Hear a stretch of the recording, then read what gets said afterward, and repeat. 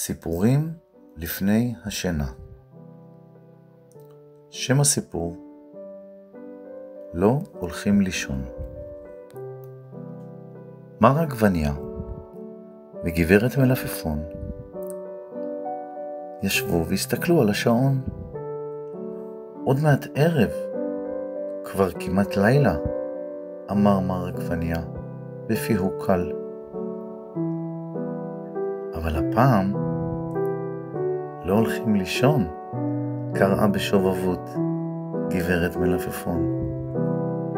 היום אנחנו עושים משהו מיוחד, מסיבת פיג'מות משפחתית.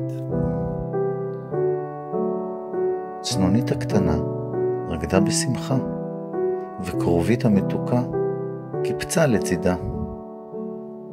מהר הגיעו גם התאומים, שני ענבים חמודים ומתוקים. כולם התלבשו בבגדי לילה צבעוניים. מר עגבניה חבש כובע שינה. לכרובית הותאמה פיג'מת פסים כחולה. צנונית הקטנה לבשה פיג'מה ורודה ונוצצת. והענבים פיג'מות תואמות, ממש כמו תאומים אמיתיים. בזמן שמר עגבניה הכין חטיפים, ירקות, עוגיות ועיגולי תפוחים, גברת מלפפון פרסה שמיכה על השטיח והחלה לשחק עם הילדים. משחק הזיכרון, חידת ירקות, וגם מי מתחבא מאחורי הקריות?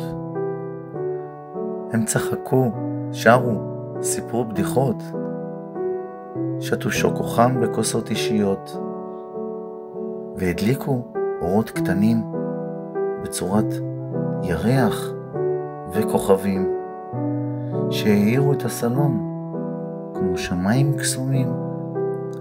ולאט לאט העפעפיים החלו להעצם. צנונית התקרבלה בין כרובית לענב, והענב השני פיהק בקול רם. מר עגבניה לקח את הגיטרה ושר שיר ערש רגוע.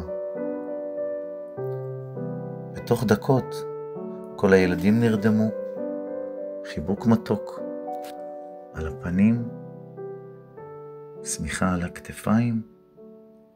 מר עגבניה חייך אל גברת מלפפון ולחש, איזו משפחה נהדרת יש לנו.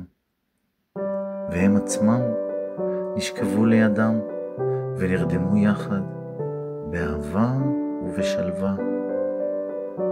לילה טוב וחלומות פז. הסוף.